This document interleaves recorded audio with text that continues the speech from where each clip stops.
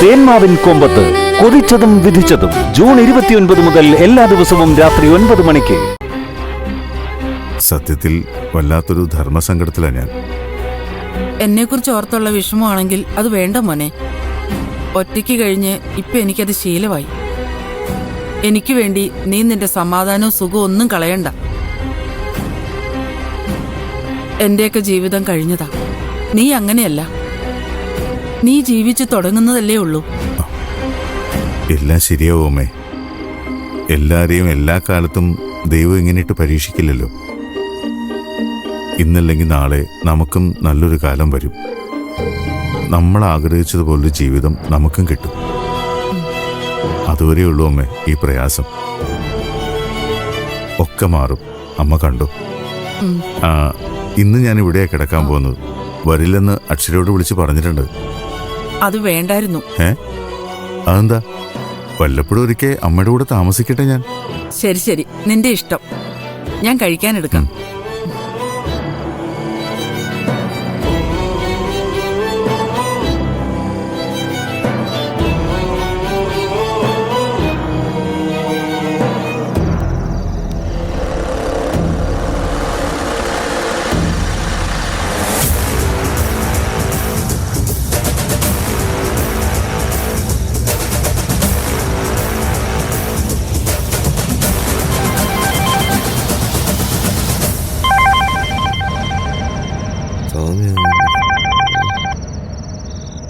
എന്തായി സ്വാമി?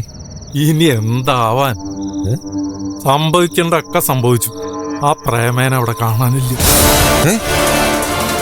പ്രേമേ കാണാനില്ലാന്ന്. എന്തായിന്ന് അറിയാൻ വേണ്ടിയിട്ട് ഞാൻ അവിടെ വരെ പോയി നോക്കി. അവിടെ മൊത്തത്തിൽ പോലീസാ. പോലീസുകാരുടെ സംസാരം കേട്ടിട്ടാണ് ഞാൻ മനസ്സിലാക്കിയത്. എവിടെ പോയി എന്ന് ഒരു പിടിയില്ല. ഇനി സ്വന്തമായിട്ട് എണീറ്റ് പോയതാണോ, ആരെങ്കിലും കൊണ്ടുപോയതാണോ ഒന്നും അറിയില്ല. അതെങ്ങനെ സംഭവിക്കും?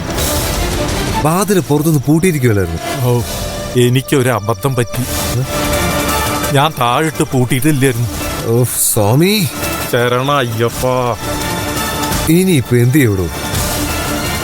കാണാതായിരിക്കുന്ന ആരെയാണെന്നറിയാവോ? പ്രേമ. അവര് കയ്യിൽ നിന്ന് പോയ എന്തൊക്കെ ഉണ്ടാവുമെന്ന് തനിക്കറിയാവോ? എനിക്ക് എങ്ങനെ അറിയാം? അതിന് എന്നോടൊന്നും പറഞ്ഞിട്ടില്ലല്ലോ. എന്തായാലും ശരത്ത് പെട്ടെന്ന് ഇങ്ങോട്ട് പോവാ, എന്നിട്ട് തീരുമാനിക്കുക എന്താ വേണ്ടെന്ന്. കാണാനില്ലെന്നുള്ളത് ശരിയല്ലേ? ശരിക്ക് നോക്കിയോ? നോക്കി. അല്ല ശരത്തെ, നീ കുത്തിവെച്ച മയക്കുമരുന്ന് ശക്തിയുള്ളതായിരുന്നില്ലേ? ഇനി അതിന്റെ കെട്ട് പെട്ടെന്ന് വിട്ടുപോയതായിരിക്കും.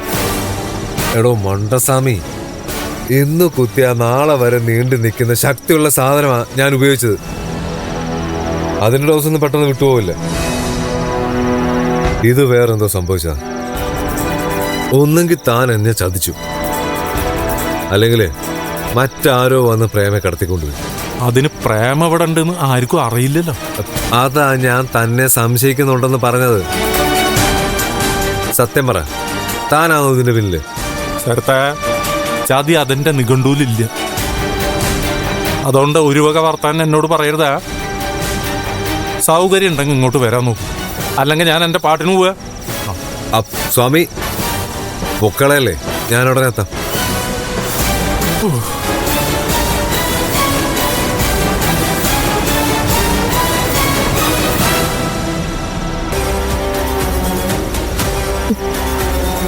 എങ്ങോട്ടാ വാലിന് തീ പിടിച്ച പോലെ? ആന്ധ്ര നീ അറിയുന്നേ?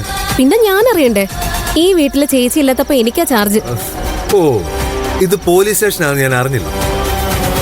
ചില നേരത്ത് ഇത് പോലീസ് സ്റ്റേഷനാ. നിന്നെ പോലൊരു ക്രിമിനൽ ഉള്ളപ്പോ പ്രത്യേകിച്ചു. മര്യാദക്കിന്റെ ചോദ്യത്തിന് ഉത്തരം എന്താ? സൗകര്യമില്ലെങ്കിലോ? എങ്കിൽ നിന്നെ ഞാൻ വിട്ടില്ലെങ്കിലോ? നീ എന്താന്ന് വെച്ചാ ചെയ്യടി.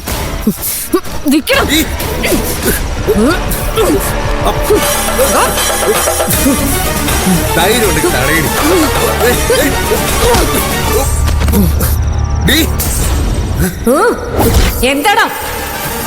നിന്നെ പോലെ ഒരുത്തനോട് മുട്ടുമ്പോ ബലം ഉണ്ടാവണ്ടേ ശരത്തെ? എങ്കിലല്ലേ നീ കൊല്ലാതിരിക്കൂ. വെറുതെ മിമിക്രി കാണിച്ചോണ്ടല്ലോ. നിന്റെ വേലത്തിനൊക്കെ നിന്റെ കൈ വെച്ചാൽ മതി. ഞാൻ